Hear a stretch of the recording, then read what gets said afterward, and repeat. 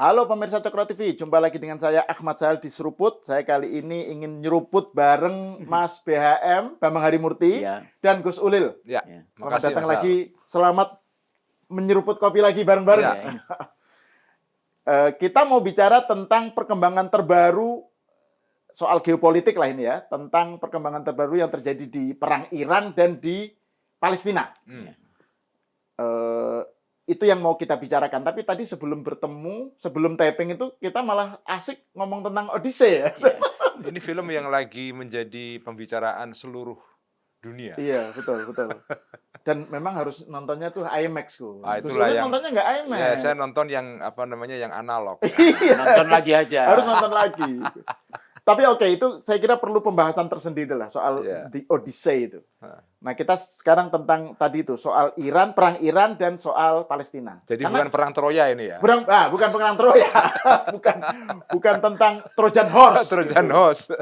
Ini ada perkembangan menarik karena ada berita yang rame soal Saudi yang tadinya itu netral, nggak mau ikut-ikutan, kemudian reluctantly, meskipun enggan gitu, segan gitu, aras-arasan gitu, ikut bergabung dengan Amerika untuk melawan Iran gitu. Karena memang itu sebagai istilah mereka itu defensif sih, karena mereka diserang kan pangkalan minyaknya atau apanya gitu oleh Iran gitu. Jadi akhirnya dia ikut dalam kekuatannya pasukannya Trump gitu. Saya nggak tahu seberapa jauh dosis keterlibatannya, tapi nah yang menarik perkembangan terbarunya MBZ itu diberitakan berhasil membujuk Trump untuk tidak nyerang Iran.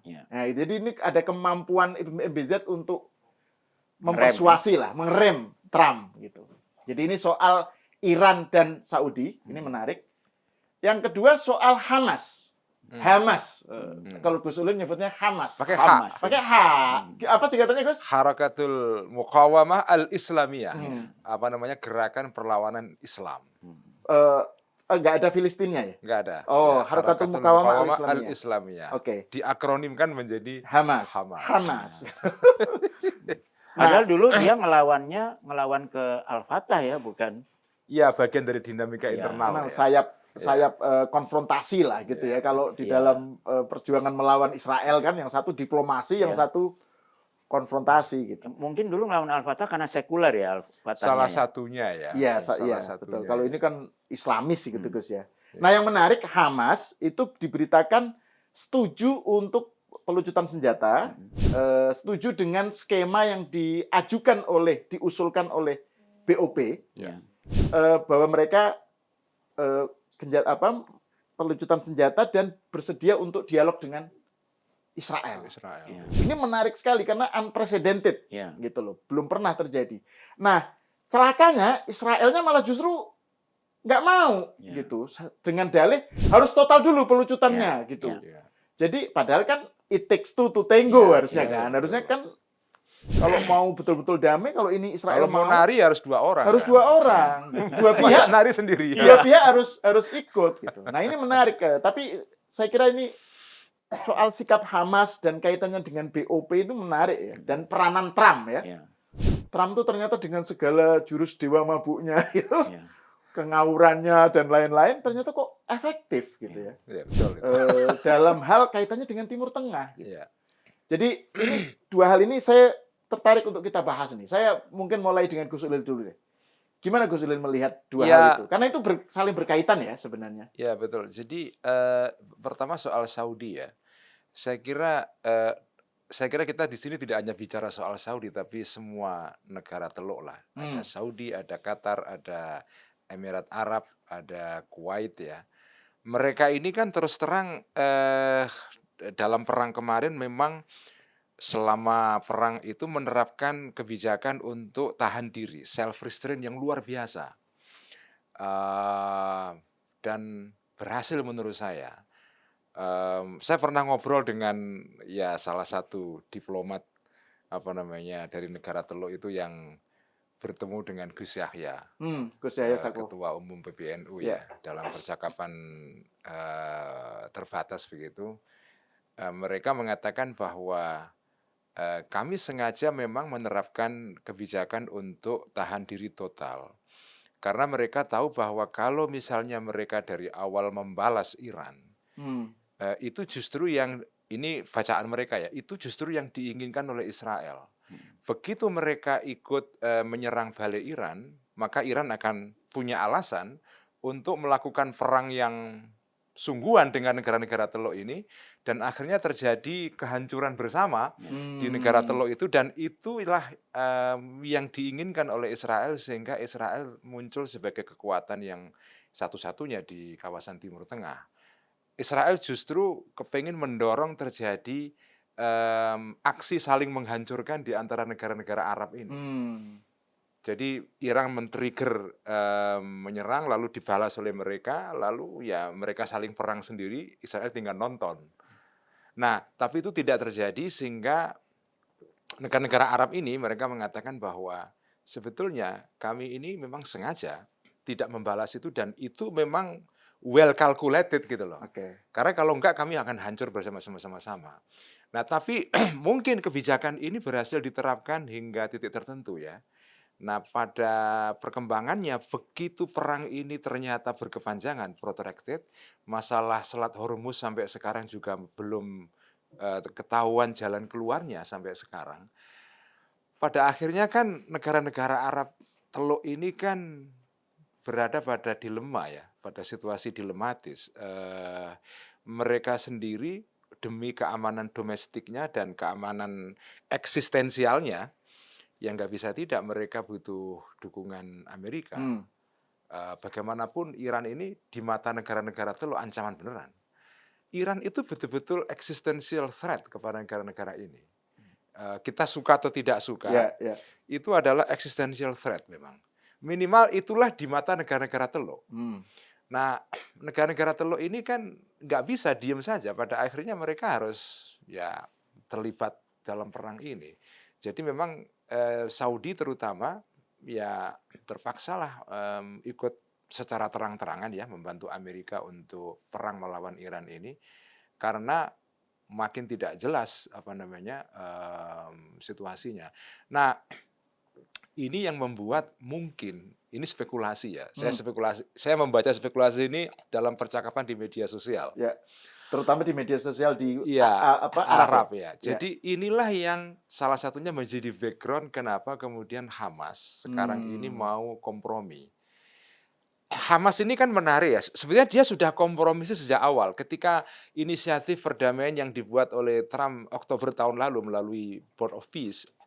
Hamas sendiri sudah dari awal mau ikut di dalam perjanjian damai ini, perjanjian yang dibrokeri oleh Amerika ini, dan mereka betul-betul memenuhi janjinya. Pertama dengan menyerahkan jenazah kan, pertukaran jenazah itu kan sudah terjadi itu.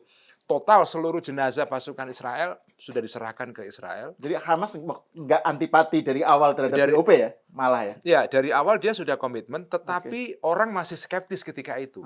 Karena salah satu poin BOP itu adalah perjanjian damai ini setelah penyerahan jenazah ini, yang kedua adalah pelucutan senjata. Nah, di titik ini semua orang ragu, apakah Hamas mau? Nah, sekarang ini ternyata mau. Trump mengumumkannya kan kira-kira tanggal 30 Juli kemarin kan. Dia umumkan itu, dan ternyata Hamas mau.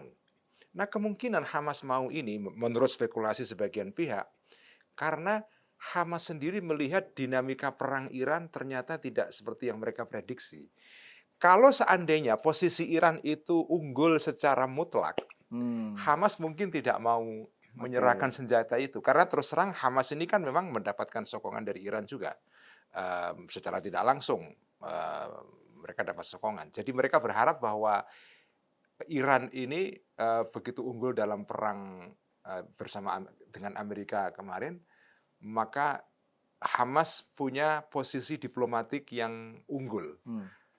Nah, dia bisa tidak menyerahkan senjata, tapi begitu perkembangannya protracted, berlarut-larut dan tidak jelas ininya ya arahnya. Meskipun Iran kadang-kadang nyerang pakai drone, kadang nyerang pakai drone ya, tapi jelas kita tidak bisa membaca bahwa Iran itu juga unggul secara mutlak juga enggak. Ya, Amerika menang juga tidak. Jadi situasinya abu-abu sekarang ini. Heeh. Nah, makanya kemudian Hamas mengambil keputusan yang pragmatis seperti sekarang ini. Oke, mereka serahkan senjata, dan ini bagi saya suatu perkembangan yang dahsyat sekali. Karena setelah ini nanti adalah Hamas menyerahkan kekuasaan politiknya kepada satu pemerintahan transisi, apa yang disebut dengan National Committee for the Reconstruction of Gaza. Kemudian setelah itu ada pasukan stabilisasi internasional. Kemudian Gaza dibangun. Kemudian diharapkan setelah itu ya. Jadi ini roadmap-nya BOP ya? Roadmap-nya BOP dan Trump. Oke. Nah, sejauh ini roadmap ini jalan. Oke. Roadmap ini jalan. Somehow ini menurut saya juga hebat loh. Saya sendiri kan di dalam perang Iran kemarin, ya saya sama Mas BM ini kan posisinya sama lah. Iya. Kita simpatinya pada Iran kan. Tapi kita juga punya pandangan yang realistis tentang BOP ini. Saya sendiri mendukung BOP walaupun tidak ideal ya. Ya. Terus terang saya mendukung BOP walaupun tidak ideal. Nah, nyatanya sekarang ini ada kesempatan bagi warga Gaza untuk menarik nafas. Mereka sudah bisa menarik nafas karena pertama perang berhenti, kemudian ada pertukaran jenazah, kemudian ada sekarang kemungkinan Hamas melucuti senjatanya, menyerahkan kekuasaan politiknya kepada pemerintahan transisi. Ini kalau terjadi secara mulus ya, bisa diharapkan kehidupan di Gaza normal kembali. Normal tentu tidak seperti yang kita bayangkan normal seperti di dalam kehidupan kita, enggak. Ya. Masih ada lah Israel itu nyerang-nyerang, bunuhin orang masih ada. Tapi at least itu pada taraf yang terbatas. Oke. Ada harapan untuk kembalinya new normal di Gaza. Ya. Dan itu bagi saya ya respite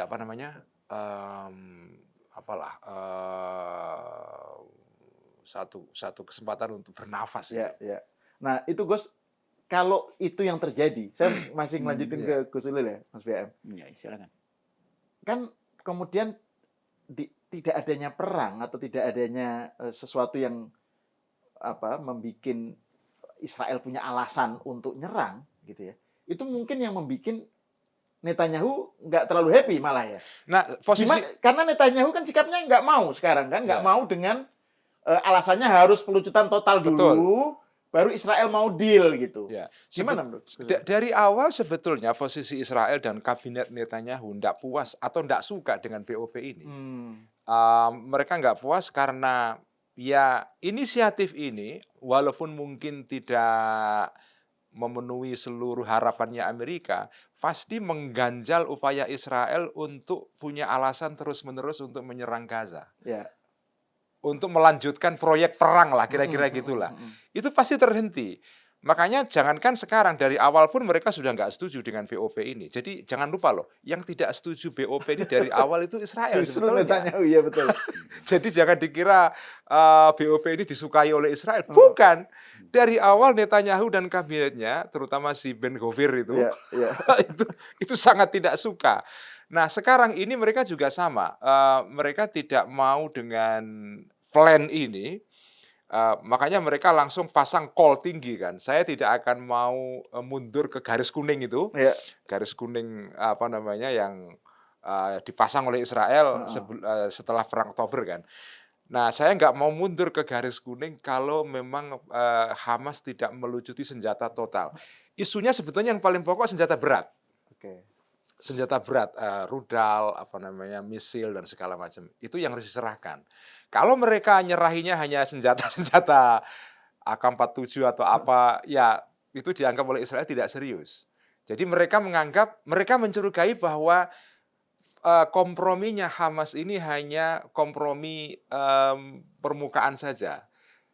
Kalau sebagian influencer Israel yang fanatik, mereka mengatakan, jadi katanya konon ada surat yang dikirimkan oleh Hamas kepada Trump bahwa kami mau gencatan senjata ini dalam bahasa Arab disebut dengan hudnah. Hudnah itu ceasefire, tapi hanya dalam waktu 10 tahun. Setelah itu ya kita lihat saja. Ya, ya. Jadi sebetulnya Hamas ini tidak serius sebetulnya melakukan kompromi ini. Jadi mereka hanya hudna atau ceasefire dalam 1 dekade atau 10 tahun saja. Jadi tidak sungguh-sungguh. Sehingga mereka tidak punya alasan untuk mundur total. Nah, tapi apapun lah reaksi dari Israel, apapun reaksi dari... Karena ada beberapa faksi di dalam Palestina juga yang masih skeptis juga. Misalnya kelompok jihad. Di Gaza itu kan tidak hanya Hamas, ada kelompok Al-Jihadul Islami, ada macam-macam kan.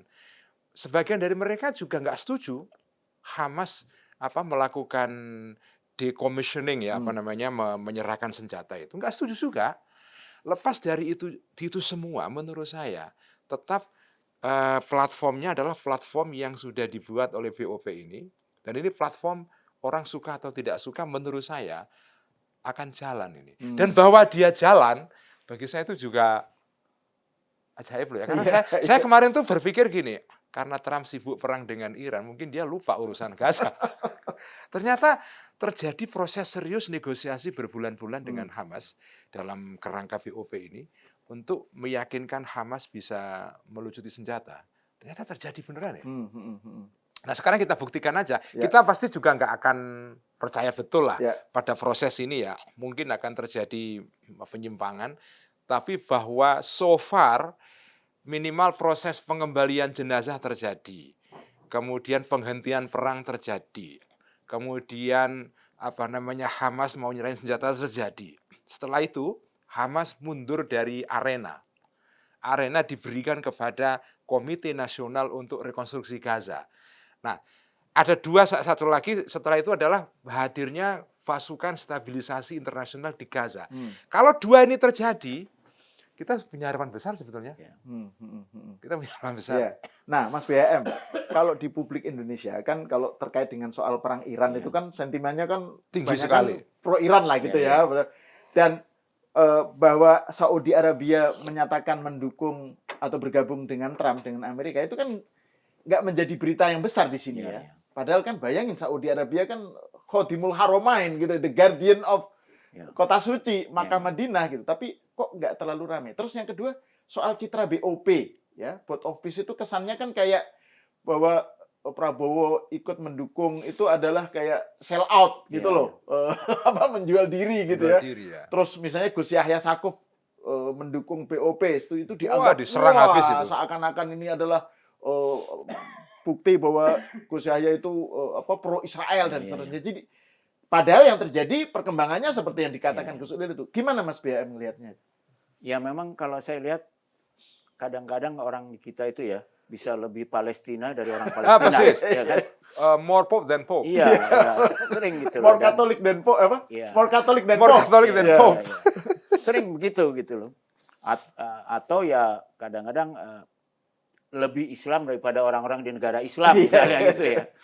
Tapi ya itu sih mungkin wajar aja ya. Sesuatu yang mungkin karena psikologi, informasi dan psikologi. Ya. Kalau saya sih melihat nih sebetulnya ada satu gejala ya yang menarik, yaitu bahwa kelihatannya mungkin karena pimpinan Hamas maupun di Iran juga ya, kan yang senior-seniornya udah tumbang semua kan. Mungkin nih yang muda-muda lebih terdidik, mungkin mereka lebih luas pandangannya ya, sehingga mulai melihat senjata diplomasi itu mungkin lebih efektif ketimbang perlawanan bersenjata. Apalagi kalau kita lihat Israel itu kan sekarang wilayah yang dikuasai Hamas di Gaza tinggal 20%. Dan kalau kita lihat dari perkembangan di perang Ukraina, itu Ukraina itu menemukan satu jenis granat namanya termobarik. Kalau dulu Rusia pakainya kan termobarik itu besar-besar. Sekarang oleh Ukraina bisa dibuat dalam bentuk kecil dan murah ya. Murah, dan itu bahayanya apa? Jadi goa-goa itu bisa nggak efektif. Karena dia bukan cuma meledak. Bukan cuma meledak, kalau meledak kan asal kita ada dinding, bisa. Tapi dia menyerap oksigen. Jadi kalau mencekik ya? Mencekik. Jadi kalaupun kita nggak kena ledakannya, nggak bisa napas. Mati ya. Jadi mungkin mereka juga realistis. Gua-gua ini dengan teknologi baru ini nggak seefektif sebelumnya gitu ya. Mereka udah lalu waktu. Ini mereka punya waktu Oktober dan November yang penting. Oktober itu adalah pemilu di Israel. ya. Ya. Kalau mereka garis keras itu menguntungkan Netanyahu pasti. Ya. Betul. Tapi kalau mereka memberi apa istilahnya kan daun zaitun ya, usulan perdamaian, itu akan melemahkan Netanyahu. Bisa kemungkinan dia kalah. Kedua, November Trump juga Pemilu selah. punya selah. Jadi dia pasti perlu perlu dukungan lah Ya. dari. Dan ketiga, ini yang lebih penting lagi adalah bahwa sekarang tuh di dunia akibat ulahnya Netanyahu, dukungan terutama dari Barat terhadap ide Zionisme itu runtuh. Turun drastis, Mas. Menarik itu terakhir ada pengadilan di Inggris, ada satu dosen di universitas dipecat gara-gara dia dianggap anti-Zionis dan dianggap itu sama dengan antisemit. Ternyata putusan pengadilan Inggris mengatakan beda, anti-Zionis itu adalah satu sikap ekspresi yang wajar, yang dilindungi konstitusi. Ya, jadi semakin perbedaan antara anti-Zionis dan antisemit itu sekarang Dibedakan. mulai diterima dengan luas gitu loh ya. Dan ini kan mengancam eksistensi kelompok keras Israel gitu loh. Jadi ini memperkuat narasi itu. Dan menurut saya ini pintar ini Hamas ini harus diakui ya. Dia daripada kita menari menurut gendangnya Netanyahu, lebih baik kita bikin gendang sendiri biar Netanyahu ya. Kan dan yang kita harus hormati adalah peran Turki, Yordan, Saudi di BOP. Ya. Menurut saya mereka ini yang membujuk. Dan Mesir juga, Mas. Ya, Mesir juga. Ya, Mesir juga. Termasuk Mesir ya, sorry. Ya. Terima kasih. Jadi Mesir, Turki, Jordan ya, ini membujuk Qatar, Emir juga ya. Di BOP itu peran mereka besar. Makanya kan Israel tuh tadinya nggak mau masuk BOP karena ada Turki dan ada Qatar. Iya. Ya kan? Dan mereka memang wajar tuh Israel takut. Bahkan Israel sekarang menyebut Turki musuh mereka nomor 1. Iya. Iya kan? Jadi next target katanya. Menurut aku yang berhasil meyakinkan Hamas ini bukan Trump, tapi ini negara-negara ini. Dia bilang ini kesempatan kita. Dan ya mudah-mudahan lah saya terus terang, pengen banget nih Oktober Netanyahu jatuh ini pasti suasana beda banget gitu ya. Dan saya cek juga sama Istana, mereka udah mulai minta pasukan Indonesia yang dijanjikan itu untuk siap-siap. Karena mereka kan lebih banyak zeni dan kesehatan, bukan orang tempur ya. Untuk rekonstruksi. Apalagi tadi fase rekonstruksi tadi kan, fase. Jadi saya udah bermimpi lah itu masjid Indonesia itu bisa berdiri dibangun di sana lagi ya kan. Rumah sakitnya Ashifa itu ya. Itu. Jadi ini semacam angin harapan, mudah-mudahan nggak palsu ya. Dan yang saya masih bikin khawatir tuh lawannya Netanyahu ini belum kelihatan gitu loh. Mungkin calonnya satu ada bekas kepala angkatan daratnya itu, tapi belum kelihatan nih kelompok kiri ini di Israel punya calon yang kuat, tapi masih ada waktu ya. Labour Party kan juga declining kan di Israel kan. Tapi kan kita udah lihat lah paling enggak sekarang berapa? 74.000 orang Gaza yang meninggal ya. Masa mau diterusin? Sekarang stop kan dengan adanya inilah ya. Mungkin ya masih adalah 1-2. Malah West Bank yang kita khawatir sekarang, tepi barat.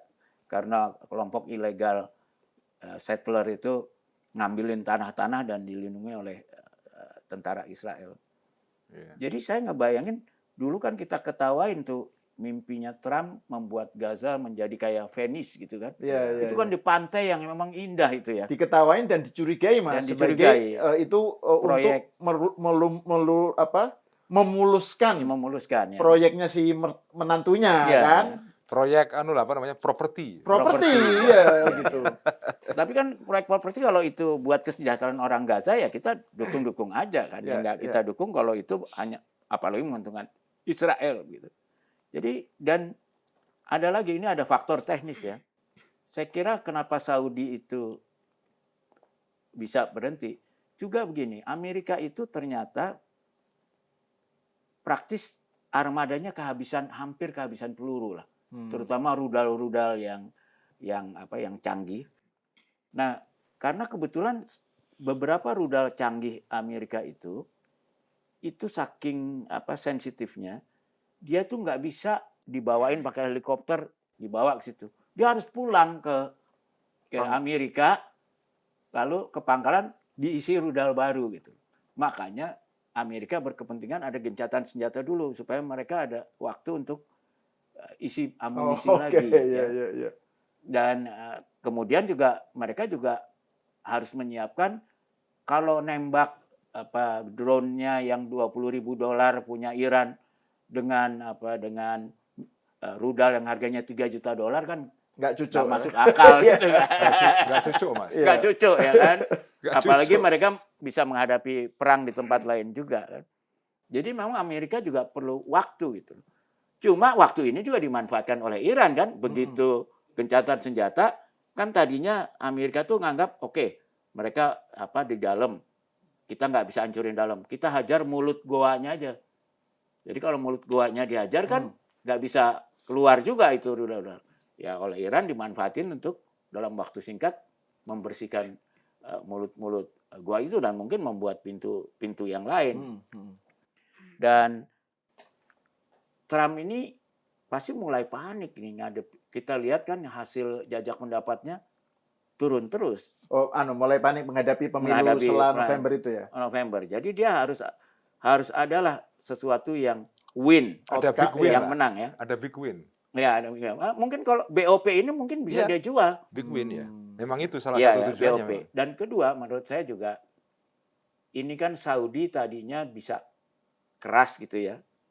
Karena apa? Karena dia bisa mengekspor minyaknya, hampir semua minyaknya tanpa lewat Selat Hormuz.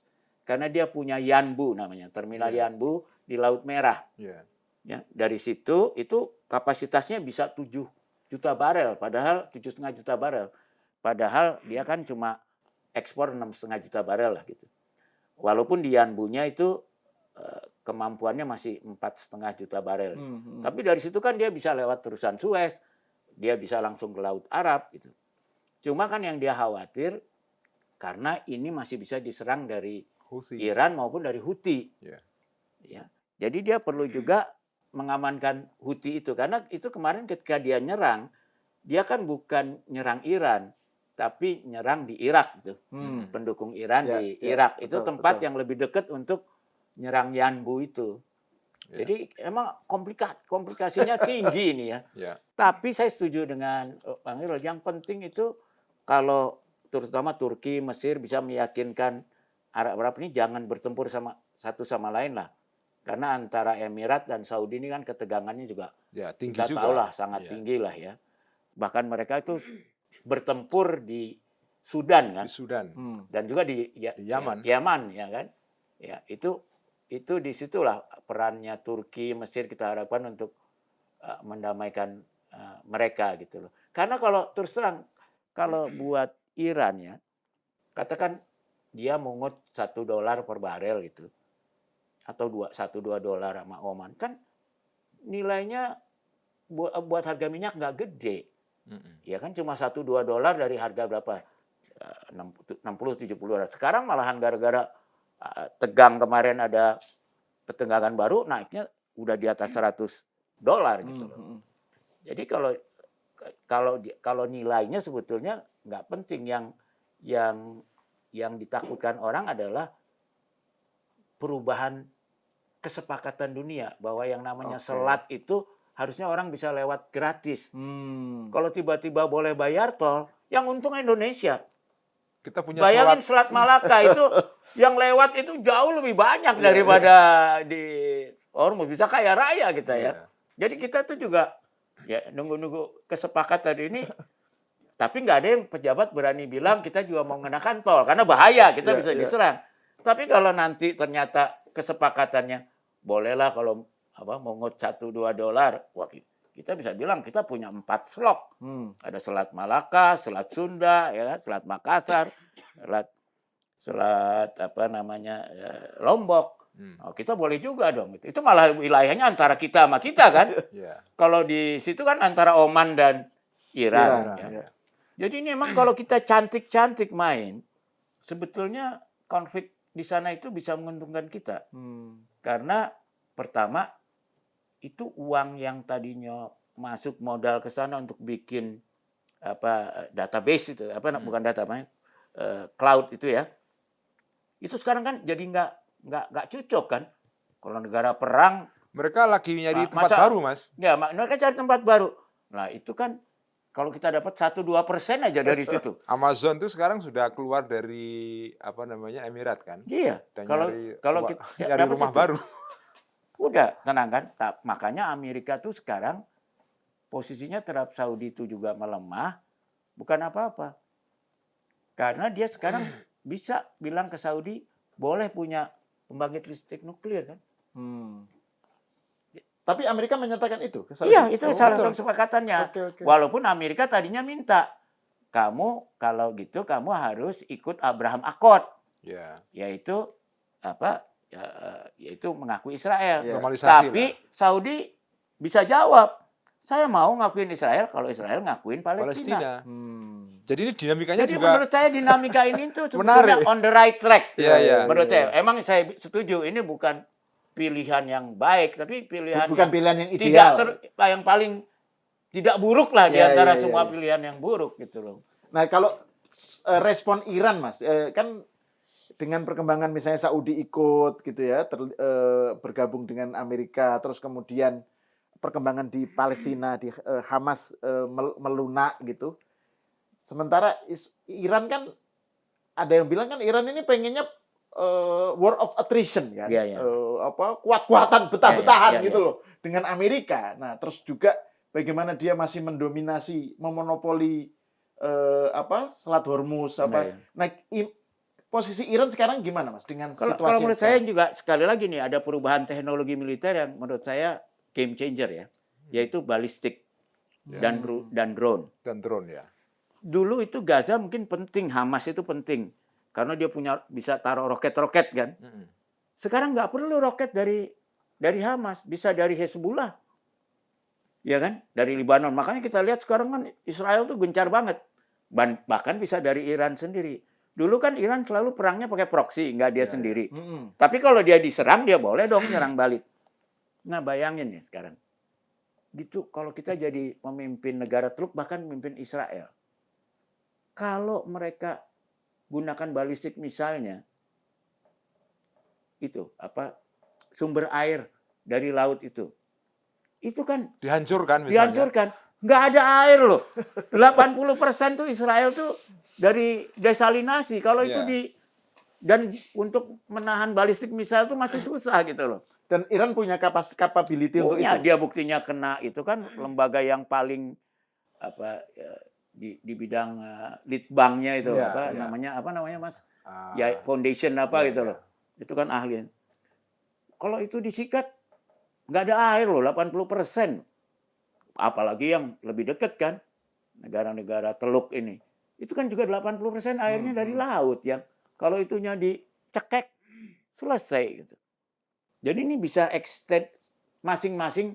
Kalau zaman dulu tuh kenapa Rusia, Uni Soviet sama Amerika enggak, karena bisa saling menghancurkan.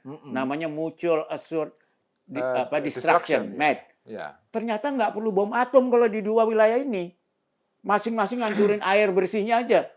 Selesai itu. Ya. Dan mereka punya kemampuan itu, nggak usah pakai nuklir itu. Jadi memang menurut saya memang dari semua pilihan ini board of peace itu jadi makin penting. Apalagi kalau nanti bukan Amerika dengan Iran yang berunding, board of peace ini dengan Iran yang berunding. Dan dia udah terbukti sukses dengan Hamas, jadi tinggal satu langkah lagi sukses dengan Iran kan? Iya betul itu. Nah Iran ini tapi kan karena ada kubu garda revolusi yang keras gitu ya, kan ada yang pengen garis diplomasi juga kan, ada ada dua sayap juga ini, banyak, Gus Ulil, ya? bahkan banyak Ada ya, banyak lah. banyak sayap. Tapi kan itu bukan satu yang baru itu ya. Dan menurut saya Iran itu kan luas sekali ya. Dan saya kira garis keras ini juga kalau nggak ada perang, pasti perannya turun jauh, otomatis. Sebagaimana Dia kayak Netanyahu-nya persis. Israel. Iya. Tapi kalau perang terus, dia perannya makin kuat. Gitu loh. Nah itu Gus Ulil, kalau melihat, kan tadi yang kita bicarakan sesuatu yang kita anggap positif lah ya. Soal prospek Gaza, perdamaian dan lain-lain. Itu kan dari sudut pandang, bukan dari sudut pandang Iran yang notabene dia dalam posisi, kalau kita lihat asal usulnya kan, asbabun nuzulnya kan dia merasa loh kami yang diserang duluan. Ya, betul. Jadi kenapa kami harus berhenti gitu loh. Ya. Kami punya alasan untuk war of attrition. Ya. Tiji tiba lah gitu Ya. misalnya. Nah menurut Gus Ulil gimana dengan perkembangan yang terbaru ini? Mungkin salah satu salah satu bacaan yang menarik itu dalam buku yang ditulis oleh seorang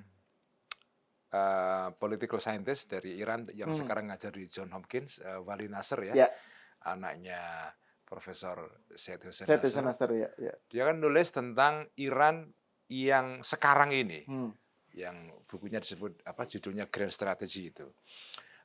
Itu gini, jadi banyak orang yang membaca Iran itu dalam kacamata Iran tahun 79 dan pasca itulah. Ya. Jadi Iran dipandang sebagai negara teokrasi, dikuasai oleh kaum mullah. Ini negara agama dari abad pertengahan yang yang aneh ya. Persepsinya seperti itu. Ya seperti itu di Barat kan. Dan mereka ini susah diajak untuk bernegosiasi secara rasional. Jadi mereka ini impulsnya adalah impuls irasional karena alasan keimanan. Dan mendukung terorisme di Dan seluruh mendukung dunia. terorisme di seluruh dunia. Nah, bacaan-bacaan semacam itu dibuktikan keliru oleh Wali Nasr dalam bukunya ini. Dan dia menunjukkan, bagus sekali buku itu. Dia menunjukkan bahwa terjadi evolusi di dalam negara Iran. Negara Iran sekarang ini bukan lagi negara teokrasi, tapi ya negara nasional biasa, memang dia negara Islam. Tapi negara biasa yang punya kepentingan pokok yaitu survive sebagai negara dan bisa tumbuh. Dan mereka juga mengerti bahwa dalam dunia yang kompleks seperti sekarang ini nggak bisa lah menggunakan cara-cara yang konfrontasi seperti zaman Ayatollah Khomeini dulu ya. Amerika gitu ya. Amerika is great Satan kayak gitu-gitu. Itu sudah lewat. Sekarang ini muncul generasi baru yang lebih pragmatis melihat negara Iran negara yang normal seperti negara pada umumnya. Memang elemen-elemen dalam Garda Revolusi memang elemen-elemen yang radikal. Ya. Tetapi mereka ini sebetulnya kan memang mereka sangat mendominasi di dalam masa perang ini. Tetapi mereka bukan satu-satunya aktor. Dan yang kedua, sekarang ini ada perubahan mendasar sejak Iran diserang pertama, yang tahun 2024 ya. Oh iya. Yang Tahun pertama 2000. itu Ya, pertama, 12 hari itu. 12 hari. Nah, setelah itu menurut Wali Nasr terjadi perubahan mendasar di dalam struktur negara Iran. Jadi komandonya sekarang itu didesentralisasi total. Jadi tidak lagi terpusat di Teheran, tetapi kekuasaan militer di tingkat provinsi atau di tingkat daerah diberikan otonomi untuk mengambil keputusan sendiri. Sehingga makanya ketika pimpinan elit Iran kemarin dibunuh, itu tidak membuat pemerintahan Iran jadi shutdown. Mereka tetap bisa jalan itu. Nah, jadi apakah Iran sekarang ini akan tetap melangsungkan pendekatan yang konfrontasi total dengan Amerika? Berdasarkan pengalaman beberapa bulan terakhir ini kan enggak. Iran ini kan bisa memainkan diplomasi, bisa juga memainkan perang juga bisa. Dan menurut saya Iran cerdas sekali memainkan. Dan bisa menahan diri itu kan. Menahan diri dia juga ditembak, bisa. Dia balesnya juga bisa menahan diri. Dan balesnya juga bukan bales yang serampangan kan. Bukan bales yang mereka menyerang objek-objek di negara-negara teluk kan bukan objek-objek sipil. Yang mereka serang kan pangkalan militernya Amerika. Artinya dan markas CIA. dan merekasi apa namanya istilahnya komando Ya. ya apa namanya itu. Nah, itu yang diserang. Jadi sebetulnya mereka ini bukan negara teokrasi lama yang didorong oleh ideologi jihad ngawur kayak Al-Qaeda atau Iya, enggak, iya, ini iya. negara modern yang Iya. rasional sekali. Ini negara yang perhitungannya luar biasa. Dia nutup Hormuz itu kan kalkulasi yang rasional sekali. Kalau soal rasional Syiah banget lah ya. Siap banget. Jadi kita menurut saya juga harus menghindari persepsi Iran yang seperti dimiliki oleh beberapa elit di Barat ya. Iran tuh begini. Menurut saya keliru sama sekali. Itu. Malah sebaliknya Netanyahu yang seperti itu sekarang. Nah, tapi saya juga ingin gini memberikan imbangan ya. Kita tidak juga boleh hanya melihat Iran. Negara-negara Arab itu juga penting. Mereka juga punya kepentingan nasional juga. Jadi memang dalam perang selama ini publik kita tahu semua simpatinya kepada Iran. Karena diserang. Karena diserang. Saya juga sama. Ya, Tetapi negara-negara Arab, kalau sampean bicara, bahkan saya bicara dengan teman-teman Indonesia yang belajar di Al-Azhar atau kayak gitu-gitu ya. Mereka itu tahu bahwa Iran itu memang ya bagi negara-negara Arab masalah. Iya, musuh bebuyutan itu kan. Karena gini loh, negara Arab ini bukan negara demokrasi. Negara yang bukan demokrasi itu kalau terjadi kekacauan politik sedikit saja itu langsung mengancam keberadaannya. Terutama Mesir ya. Mesir dan Saudi Arabia, Saudi Arabia. negara-negara itu negara kerajaan semua atau negara yang tidak demokratis lah. Begitu ada goncangan keamanan sedikit, itu langsung mengancam eksistensi mereka. Mereka ini, nah dan kalau negara Arab hancur, saya enggak bisa bayangkan katastrofi yang akan muncul dari sana. Problem pengungsi, problem kemanusiaan. Masya Allah luar biasa itu. Jadi kita jangan hanya melihat dari sudut perang Iran Amerikanya saja, tapi negara Teluk sendiri mereka punya kepentingan juga menjaga negaranya tidak terganggu. Bayangkan kalau negara-negara Teluk kacau seperti Syria, Libya dan Sudan seperti sekarang, apa yang terjadi coba? Ngeri loh, Itu maunya Netanyahu. Maunya Israel, itu bencana kemanusiaan yang dahsyat sekali. Dan pemimpin negara Teluk itu harus kita apresiasi juga. Mereka kepingin menjaga keadaan terkontrol. Jadi gini, dilema yang dihadapi oleh pemimpin negara Teluk harus kita berikan simpati juga. Negara Mesir, Saudi Arabia, Emirat, Qatar, Kuwait, mereka itu empot-empotan itu. Empot-empotan betul ini. Ini kalau hancur negaranya hanya karena mengikuti emosi saja mau perang dengan Israel, hancur itu. Dan itu yang diinginkan oleh Netanyahu kan.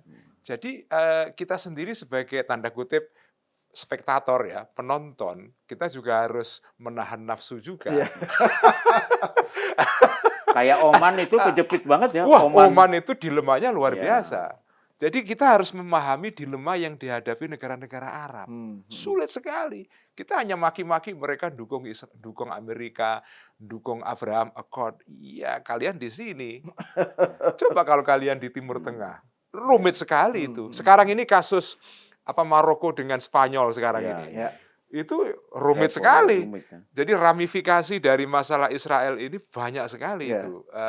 Jadi kita nggak bisa hanya mengatakan negara-negara ini coward pecundang ikut ritmenya Trump, ikut Abraham Accord. Nggak begitu. Tapi ini semua sebetulnya gara-gara kolonialisme dulu kan. Ya memang yang tidak selesai sampai sekarang. Ini sisa-sisa dari kolonialisme Inggris dan Prancis. Dan Prancis ya. Karena kan mereka yang membagi-bagi Iya. kapling-kapling Seenaknya aja. Setelah mereka menang Perang Dunia Kedua. Nah, Mas, kalau dikaitkan tadi dengan soal posisi Netanyahu sekarang ya, dengan situasi yang ada sekarang kan dia nggak mau tuh berdamai dengan Hamas sampai harus total dulu pelucutan senjatanya. Terus sikap Trump terhadap Netanyahu kan juga menarik kan ketika Netanyahu nyerang Lebanon, Ya. kan Trump Marah ya. marah Marah-marah. sama Iya. Netanyahu kan Iya. gitu. Jadi itu kan nggak pernah Presiden Amerika semarah itu. Iya. Bahkan Rubio juga kan Iya. Marah. marah kan, Iya. kok bisa kamu tuh bersikap seperti itu terhadap your Iya, closest iya. ally Iya, gitu iya, kan. Nah menurut Mas BAM gimana nih soal si kira-kira Netanyahu seperti apa dan terutama Trump. Ini Trump ini kan ya maksudnya dengan segala kengawurannya dan pokoknya banyak hal yang membuat kita punya alasan untuk kesel lah. Misalnya Piala Dunia kemarin.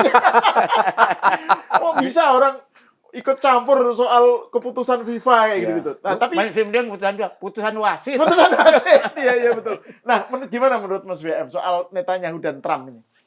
Ya, saya pikir kan ada dua hal yang. Pertama, Trump ini menghadapi November. Dan kelakuan Netanyahu ini membuat popularitas Trump itu terus menurun. Dan membuat pendukung dia terbelah antara MAGA yang MAGA beneran sama lawan yang disebutnya apa Zionis Christian lah. Christian Antara Zionis Amerika itu, First dan Israel First. Iya. Betul. Udah gitu ada Epstein lagi Epstein ini. Files, Jadi sementara itu dia lihat, dia kan juga pasti tahu dia akan pensiun. Sekarang siapa coba yang modalin menantunya itu? Kushner. Itu kan Saudi, Raja Saudi kasih $2 miliar, dia bisa punya investment fund gitu ya. Jadi sedangkan Netanyahu ini kan Oktober belum tentu lolos, ya kan? Ya. Dan kalau saya lihat ada kecenderungan Trump mulai melihat solusinya adalah Netanyahu mundur. Tapi supaya dia mau mundur, dia kan sekarang membujuk termasuk Presiden Israel supaya memberi pardon supaya Netanyahu tuh yakin dia nggak masuk penjara kalau dia nggak jadi Perdana Menteri lagi. Tapi masih ditolak oleh si Presiden Israel ini. Ya, tapi Trump kalau satu saat dia berhasil ini luar biasa gitu loh. Jadi kekhawatiran Netanyahu kalau tidak dapat pardon itu kalau dia kalau dia ada perang terus dia selesai, dia masuk bui. Masuk bui. Oke. Iya kan? Iya betul. Makanya Trump tuh tahu, makanya dia tuh kan minta bahwa tolong dikasih pardon nih supaya bisa damai, supaya Netanyahu juga Dimaafkan lah ya. dimaafkan, dan supaya juga dukungan ke Israel ini kan hancur banget nih dukungan dunia pada Israel nih dengan kasusnya Netanyahu ini. Bahkan di kalangan Yahudi Amerika sendiri kan Iya. juga kan banyak sekali yang kritis terhadap Netanyahu kan. Dan itu kan pertama kali dalam sejarah bahwa jajak pendapat di Amerika menunjukkan dukungan pada Palestina udah lebih dari separuh. Betul. Betul, Mas. Iya kan? Yang Pew itu, walaupun itu masih banyak anak muda ya. Israel is the most hated Iya. country in the world. Ya. Dan ya kita lihat juga kan Spanyol coba sekarang.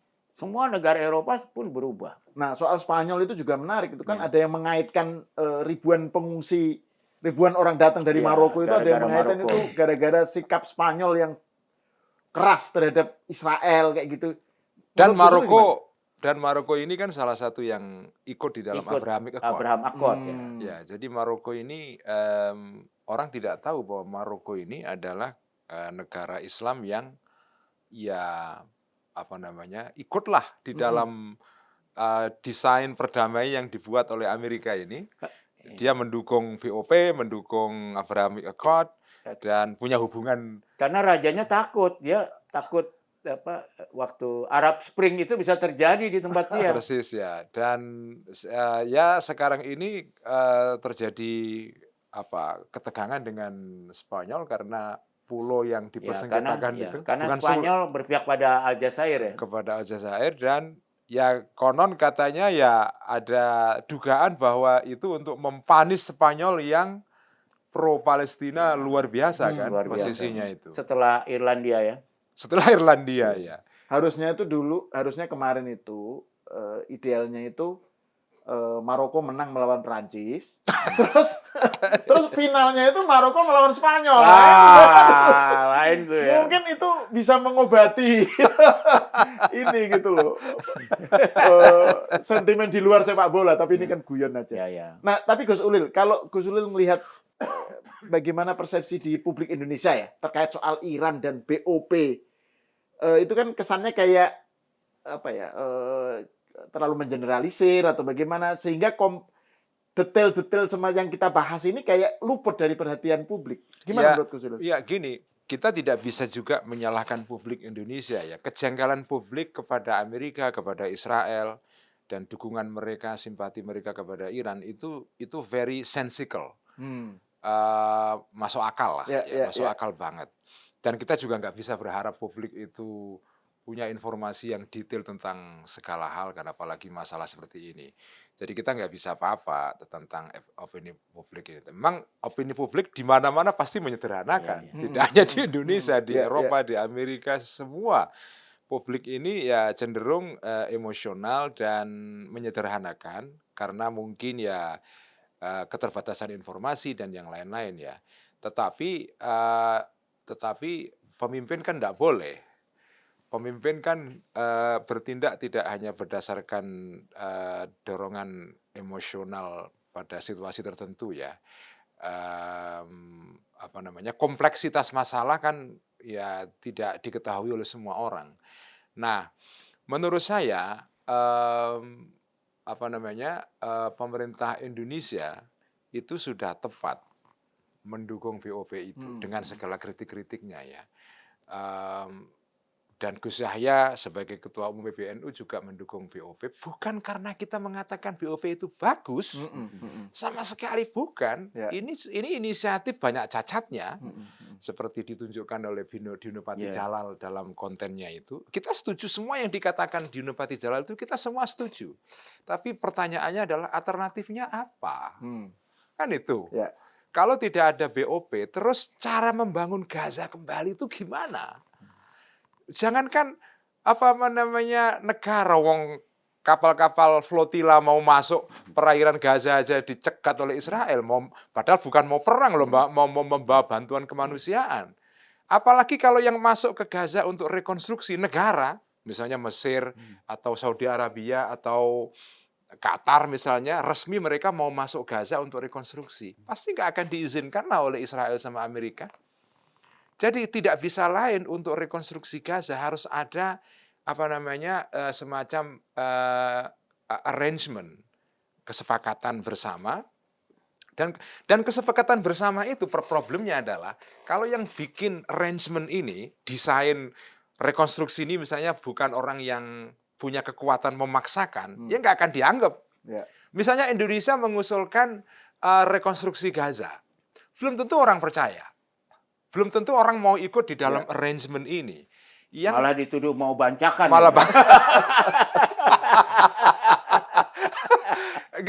Belum tentu orang percaya. Bahkan Saudi pun bikin arrangement seperti ini, belum tentu semua percaya. Jadi yang mampu membuat arrangement untuk merekonstruksi Gaza harus negara yang bisa punya daya paksa. Dan sekarang ini hanya Amerika, Rusia, sama Cina. Tapi kan nggak mungkin kita berharap kepada Rusia dan Cina. Kita hanya bisa mengharap itu atau yang bisa melakukan itu hanya Amerika. Punya kepentingan langsung kan, real kan. Jadi pertanyaannya itu bukan BOP itu bagus atau tidak. Kalau tidak ada itu, gimana Anda bisa menolong kembali Gaza itu dengan cara apa? Apakah dengan cara hanya membantu melalui kirim donasi? Itu pun nggak bisa masuk. Nggak bisa masuk. Tertahannya bukan di Mesir. Tertahannya di negara Islam juga. Jadi kalau tidak ada arrangement, nggak bisa kita masuk Gaza itu. Jadi kita terima BOP ini. Mohon saya nanti bisa dimarahi karena menggunakan analogi ini. Ini seperti Nabi dulu dalam perjanjian Hudaybiyah. Tidak perfect gitu. Tidak perfect. Dan sahabat-sahabat Nabi banyak yang marah. protes. Nabi gagal masuk ke Mekah untuk umroh dan balik ke Madinah kembali. Dan itu pun dalam perjanjian tertulisnya itu banyak yang annoying, mengganggu betul. dan membuat sahabat marah. Nah, Sayyidina Umar, Sayyidina Ali, Abu Bakar semua marah. Iya. Karena kesannya kok Nabi terlalu Mengalah ya. Kompromi. Ngalah, heeh. Kompromi. Misalnya itu ada itemnya yang menyebut Muhammadur Rasulullah. Nggak gitu, boleh. misalnya. Nggak mau lah orang Mekah kan. Lah, Nggak kalau percaya. saya ngakuin Nabi, kenapa saya harus memerangi kalian gitu Iya. kan? Jadi ya kita nggak mau mengatakan BOP kayak perjanjian Hudaybiyah Ya, ini juga perlu digarisbawahi. Saya nggak ingin membuat persamaan itu, cuma perjanjian damai itu dalam banyak situasi itu pasti tidak ideal. Jangankan kompromi kan. jangankan kita Israel aja nggak suka dengan BOP. Orang Yahudi sendiri orang Zionis sendiri nggak suka itu loh. Apalagi kita. Tapi kalau kita mau melakukan itu adalah ya alternatifnya nggak ada. Dan jangan salah Mas, BOP itu produk dari PBB juga ada itu 20, resolusinya. ya, resolusinya yang 2083 atau apa itu. Jadi bukannya kita tidak mendukung PBB, justru Jadi ada elemen multilateralnya Iya, lah iya. dalam perjanjian ini. Nah, plus yang kita harus apresiasi ya, tadi itu saya setuju dengan Mas Sahal, dengan segala tanda kutip kegilaannya, Trump ini kan insist banget, ngotot banget supaya cita-cita dia untuk, saya nggak tahu ya, Trump ini tuh kepengin banget dapat hadiah Nobel. Iya. Ya memang. Ini juga aneh itu. Punya ambisi punya hasrat personal. Personal yang kadang-kadang nggak masuk akal. itu gara-gara Obama dapat hadiah Nobel. Iya. Tapi justru karena itu maka dia semangat. Dia semangat gitu kerja. kan. Jadi dia kepengin BOP ini jalan benar, memastikan ini on track. Dan sejauh ini on track, walaupun dengan segala kekurangannya. Jadi harus kita apresiasi lah. Ada harapan. Saya kalau saya nonton TV-TV Arab ya, kayak Al Jazeera, Al Arabiyah gitu. Yang bahasa Arab. Yang bahasa Arab ya. Itu penting itu. Yang bahasa Arab. Karena beda soalnya dengan yang bahasa Inggris. Tone-nya begini. Warga biasa ya, Israel, Gaza ini kok Israel, warga Palestina di Gaza itu, mereka itu menghadapi inisiatif perdamaian itu antusias. Tapi mereka juga skeptis ya. Ya belum tentu, tapi ya minimal kita bisa kembali ke rumah walaupun rumahnya hancur, kita bisa balik ke rumah kita, bisa ketemu keluarga lagi, bisa ada kemungkinan berharap bahwa suatu ketika Gaza kembali kepada normal. Itu sendiri, itu sudah sesuatu loh. Iya. Jangan kita remehkan itu, perasaan seperti itu. Apalagi setelah 74.000 warga. Wah, ya Allah. Belum yang luka-luka. Ya. Nah, kita yang penonton ini kan kepengennya lihat orang perang terus. Seru kan kalau perang itu. Karena ini, kalau di Indonesia itu kan kebanyakan dukungan terhadap Iran maupun terhadap anti Israel ya, pro Palestina itu kan soal ini juga faktor dignity ya. Jadi betul. Ada faktor Iran itu dizolimi, dihinakan gitu oleh Amerika. Masa kita kemudian begitu aja setuju Amerika gitu misalnya, atau kan Israel yang menjadi yang keroknya. Tapi gitu, juga kita untuk fairnya kita harus juga memperlihatkan di Israel sendiri yang demo mendukung Palestina makin banyak. Bahkan anak-anak muda yang buang surat wajib militernya dia sobek, dia lempar, dia mendingan masuk penjara ketimbang masuk wajib militer. Itu kan harus kita appreciate juga. Ya intinya tidak hitam putih lah. Iya, betul. Nah, terutama misalnya pentingnya untuk tidak hitam putih, misalnya ya tadi perkembangan terkait Hamas gitu misalnya kan.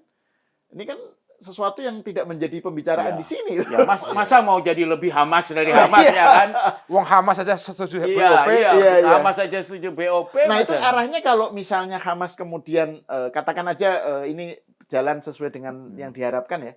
Berarti akan terjadi rekonsiliasi ya dengan Fatah. Maksudnya ini kita jarang membicarakan saya rasa mereka tuh yakin kalau ada pemilu di Gaza menang lagi. Jadi pasti. Dan saya kira Fatah juga tahu itu.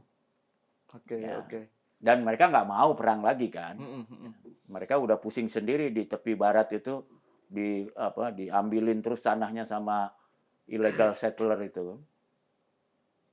Dan illegal settlers itu yang kemudian Zionis ekstrim ya. Iya, iya, iya. Nah ini ke bagian akhir nih, mungkin closing statement lah. Ya. Gus Ulil, gimana ngelihat situasi tadi itu soal yang kita bicarakan ini? Ya, saya melihat keadaan di Timur Tengah sekarang ini termasuk Palestina dan Iran ya, negara teluk. Terus terang dinamika dalam beberapa minggu terakhir ini buat saya memberikan harapan. Saya terus terang dengan jujur, genuinely, saya mengatakan saya gembira.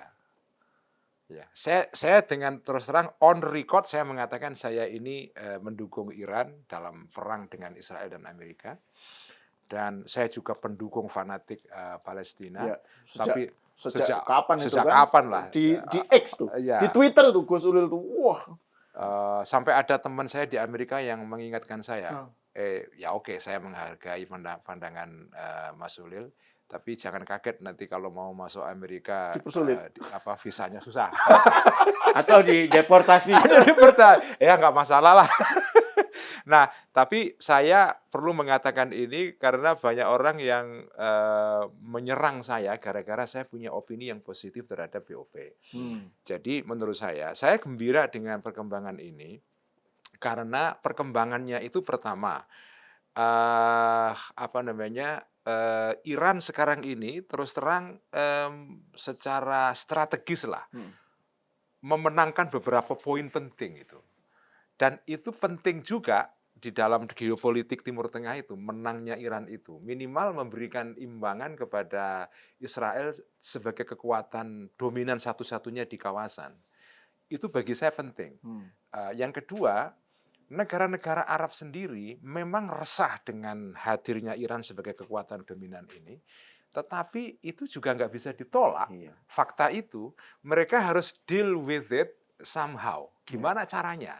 Entah mereka pelan-pelan seperti ada satu inisiatif pendekatan yang dibrokeri oleh Cina dulu antara Iran dengan Saudi Arabia. Intinya negara-negara Arab ya harus berdamai dengan Iran. Tapi fakta bahwa Iran sekarang makin kuat nggak bisa ditolak. Kemudian bahwa Israel sekarang ini makin merosot, itu bagi saya menyenangkan. Sorry, Iran makin kuat. Makin kuat. Meskipun sudah diserang itu tetap menurut Gus Ulil tetap kuat. Secara strategis Iran ini makin kuat. Okay. Dalam berhadapan dengan negara-negara Timur Tengah ya. Nah, tetapi Iran juga tidak bisa mengabaikan kepentingan nasional dari negara-negara Arab. Salah satu hal yang dikeluhkan negara-negara Arab itu adalah Iran memainkan proksi-proksi ini loh.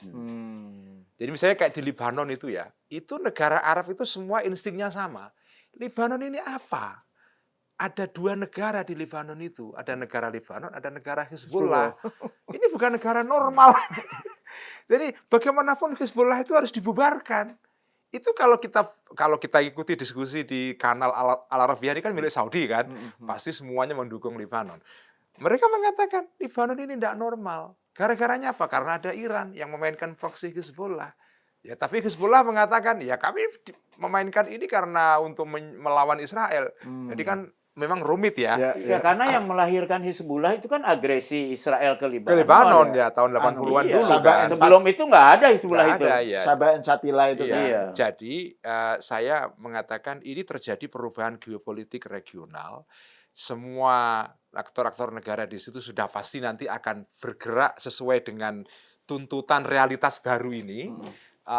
Tapi bahwa Iran makin kuat, negara-negara Arab nanti juga harus berdamai dengan Iran. Israel makin merosot, terutama standingnya dia di panggung dunia. Kemudian Hamas mau mundur dari panggung pelan-pelan, lalu ada kemungkinan Gaza bisa dibangun secara normal kembali. Kita belum tahu apakah Palestina akan jadi negara, tetapi sekarang ini opsi bahwa negara Palestina akan berdiri terbuka lagi. Ya, karena makin banyak negara Eropa yang mengakui Palestina. Persis. Sekarang makin banyak yang mengakui. Jadi ini menurut saya anginnya itu angin yang bagus. Ya, jadi kita patut bergembira, tetapi kegembiraannya harus kegembiraan yang penuh dengan reserve. Cautious optimism. Cautious optimism. Ya. Mas Bambang. Ya, kalau saya melihat kan perjuangan selalu ada bersenjatanya, ada diplomasinya ya. Kalau menurut saya sekarang bagi Palestina memang perjuangan diplomasinya lagi sangat bagus. Gitu. Bagus sekarang ini. Justru semakin perjuangan bersenjatanya makin kalah, perjuangan diplomasinya makin hebat. Dan jangan lupa, dulu Vietnam itu menang lawan Amerika, itu bukan di medan pertempuran. Di medan pertempuran itu untuk satu tentara Amerika yang mati mungkin ada 1.000 tentara Vietnam utara yang dan Vietcong yang tewas gitu. Ya, jadi kalau hitung-hitungan gitu, waduh kalah banget lah ya Vietnam. Tapi justru dengan begitu rakyat Amerika kan nggak mendukung perang Vietnam. Akhirnya mundur tentara Amerika ya. Saya kira ini Israel juga begitu gitu loh.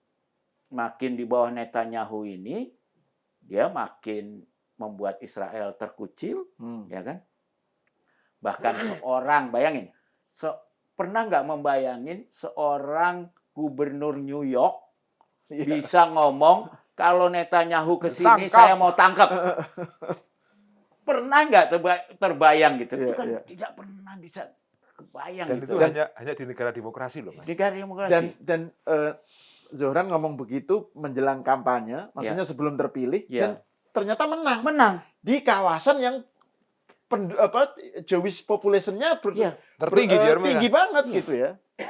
Jadi ini kan luar biasa angin diplomasinya nih. Sayang kalau tidak membuahkan sesuatu yang baik ya, yang sesuai dengan ya negara Palestina yang merdeka, berdaulat, damai dengan kalau bahasa anak-anak Muhammadiyah, Mas, ini nasrun minallah. Fathun Qarib ini. Nah, kalau buat saya tuh, tapi saya memang publik kita juga harus diedukasi ya. Kalau menurut saya mungkin nggak ada salahnya Presiden Prabowo ini adalah meniru sedikit apa yang dilakukan dulu Pak SBY ya. Kan kita punya Bali Demokrasi Forum tuh. Ya. Tolonglah diundang tuh member dari Board of Peace dari Turki, Mesir. Ya ngomong di sini lah. Ngomonglah di sini ya kan. Bahkan Hamas. Setuju, Mas. Bagus tuh. Datanglah Hamas, jelaskan ke rakyat Indonesia kenapa Hamas mendukung Board of Peace ini. Saya kira itu akan poin banget ya. Dan biasanya orang tuh kalau di Bali yang nggak ngomong yang berantem tuh kalau di Bali tuh bisa damai gitu. Ada magicnya ya. Ada magicnya itu ya. Iya. Tapi itu ide menarik gitu. Dan itu kan menarik ya. Di Bali, di Iya. negara yang mayoritas mungkin komunitas Muslim terbesar dunia, tapi Bali itu mayoritas Hindu kan. Itu juga menarik gitu. Betul. Iya kan? Dan itu juga bagaimana suara dari negara-negara Islam yang berada di bawah itu kan nggak begitu banyak didengar di sini gitu. Jadi kalau ada forum semacam itu keren sekali. Keren. Jadi mereka bisa bicara gitu kan. Masa mau lebih Hamas dari Hamas kan nggak benar juga lah. Ya kan? Atau lebih Iran daripada Iran kan nggak benar juga gitu. Oke. Terima kasih Mas Bambang Harimurti dan Gus Ulil Absar Abdallah atas obrolannya dan pencerahannya. Lain kali kita membicarakan tema geopolitik yang tidak di dalam dunia nyata tapi di dunia film. Perang Troya. Iya. Di Odyssey gitu ya. Oke, pemirsa sampai di sini dulu, kita berjumpa lagi di episode selanjutnya.